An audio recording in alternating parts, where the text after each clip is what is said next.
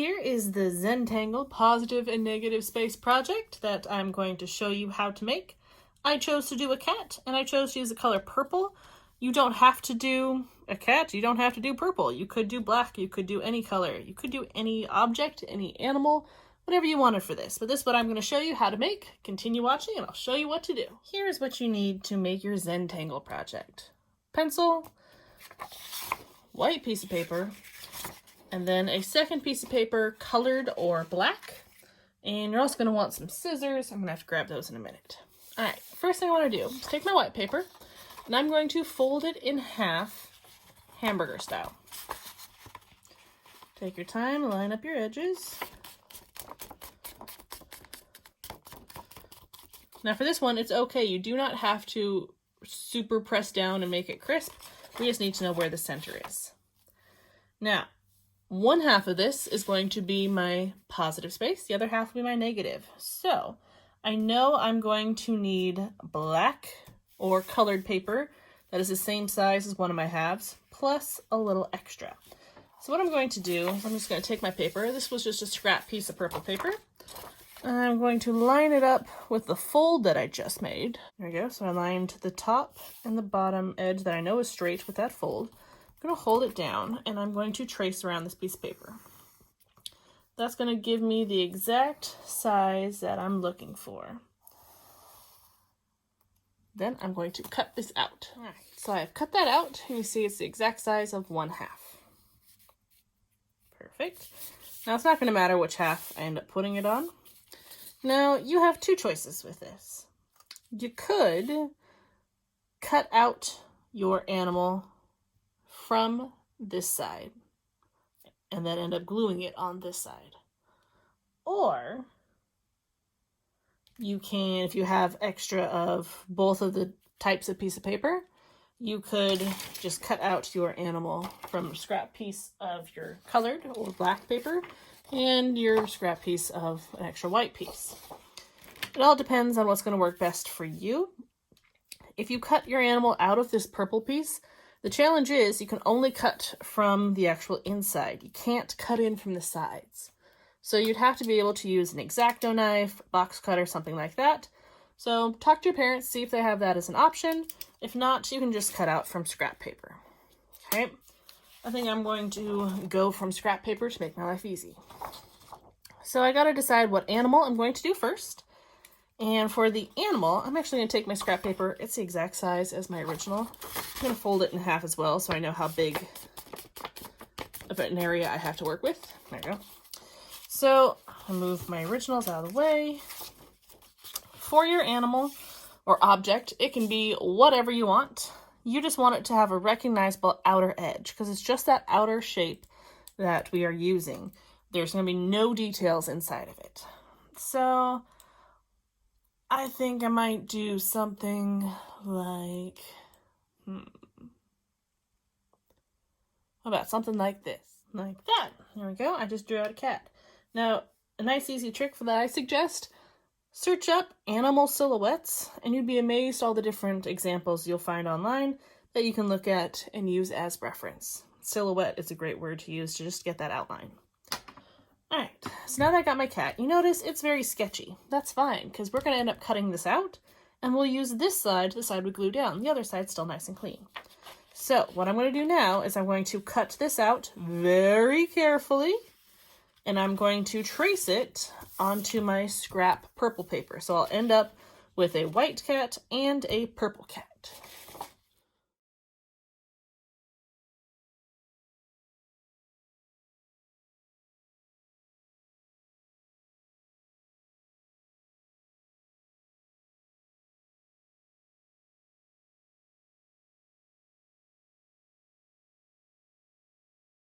Alright, so now that I've gotten my two identical animals cut out, they're the same, you'll see they're going to end up being glued on the opposite sides, like this.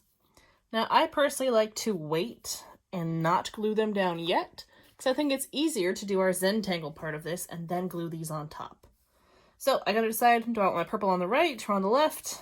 I think this works great, so I'm gonna be drawing on this left-hand side of my white paper. So move these off the side, keep them safe. Alright, so a Zentangle is something pretty simple. It's all about taking your time and finding your zen while you do this. First thing you have to do is draw your strings. Strings are just your random lines that you use to cut your paper into smaller sections. Now you can do however many you want. They can be straight, they can be curved. It is your call. They can go all the way across, or they could just be little short ones. You decide how many sections you want, because in each section you are going to draw a different pattern. And I really suggest you look at those example ones that I linked into your assignment for examples, but you can create your own as well. I'm going to go straight into pen with this. Now, Zentangles work really well with pen because we want that high contrast. They're really dark areas next to really light areas. So, once you've decided some patterns that you like, you just get started inside of them. One of my favorites is this one.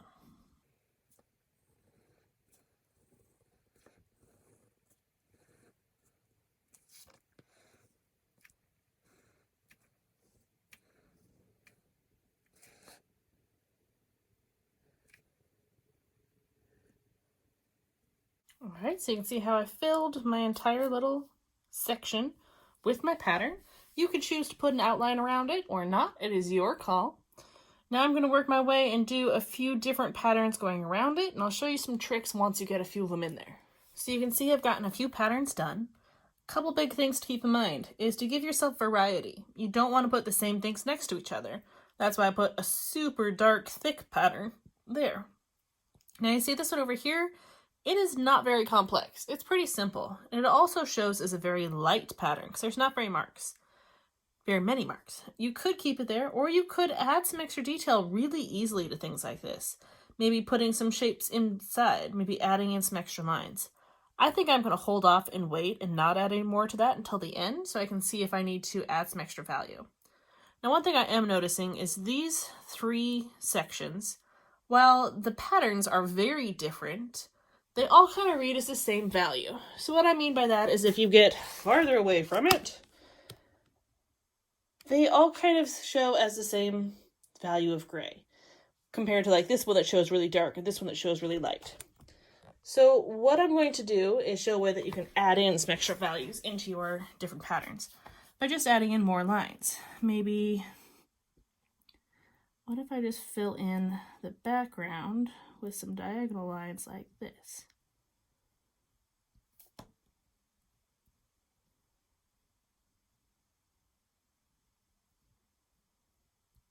See how that stripe reads as a much darker value now? But I didn't fill it in because I didn't want it to blend in with this one with really full black areas. So really play around with the amount of marks you put in each section. Then also pay attention to your types of lines, types of shapes. Since this one has all the circles, I would not want to put something that is circular right next to it. Since this one is basic stripes, I would not want to put another stripe next to it. If I'm going to do another stripe, I'd probably put it over here, really far away. Or if I'm doing another circle, here, or maybe even in the corner here or here. Think about your different patterns that you're creating and make sure that you don't put similar things right next to each other. Alright, so I finished adding in all my patterns. At this point, I need to stop and decide, is it done or do I need to add any more darker areas? Obviously, I can't go back and make anything lighter, but I can make things darker. The only 2 super dark ones are these 2. I think it'd be nice to add more value into this a little bit, getting some darker areas. I think my weaving one, I'm going to add a little bit of black behind it, which will give that illusion that it's a bit more 3-dimensional. And I think I might add a bit more value onto this one as well. Maybe I'll add some little strings of just black dots going through it, just to help fill that space more so that way it has that illusion of a darker value. This is a really key step when you're making a Zentangle, deciding if your values work together. I might want to add a little bit more lines into this one as well to make it a bit darker. So I'll probably just add some more lines into there. And I think, I like that this one's simple, but I think I'm going to add, maybe just cut them in half and add one more line into it. Keep it a light value, but add a little bit more. That's really key with Zentangles, is making sure you check your values. All right, I've added in my extra value. I like how this turned out. Remember, if you have any pencil lines left from when you originally drew that string lines, make sure you go through and erase them. Just these extra little touches makes your piece look a lot neater and cleaner.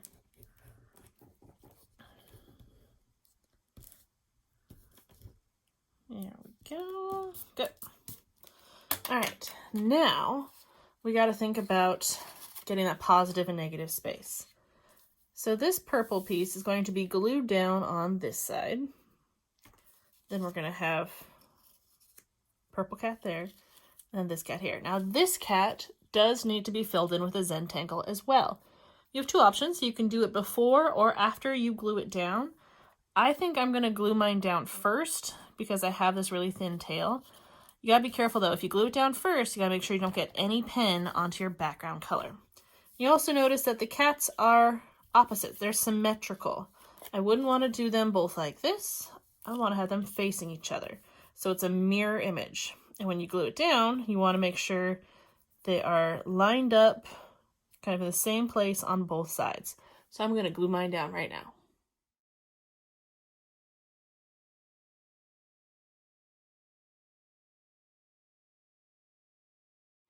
All right, they're all glued down. I recommend letting the glue set for a little bit before you do your last little Zentangle. Now for your Zentangle on this cat, or whatever your animal is, it does not have to be the exact same as this side. It could be totally different. Maybe this side, I want to split it up into a few different shapes. You know, tail would be different. Maybe like that. You decide, and then put a nice Zentangle pattern onto this one with your pen. And there we go. There is the finished Zentangle positive and negative space project. So what we're really trying to get from this is positive and negative space. So the purple, this is representing my negative space. That's where there's nothing. The Zentangle, all the patterns, that's my positive space. So you can see how sometimes doing the negative space with all your pattern and leaving your positive space as just a straight color can look really cool. Or opposite, doing your positive space, your object, all patterned, and leaving your background, your negative space plain can look cool. It's a really cool, fun project. It does take a little extra time to get all these patterns in really cool, but it's called a Zentangle for a reason. It's supposed to help you find your zen, to help you relax. It is a nice, soothing, simple project. It's not hard, it's just time consuming. I can't wait to see what yours turns out like.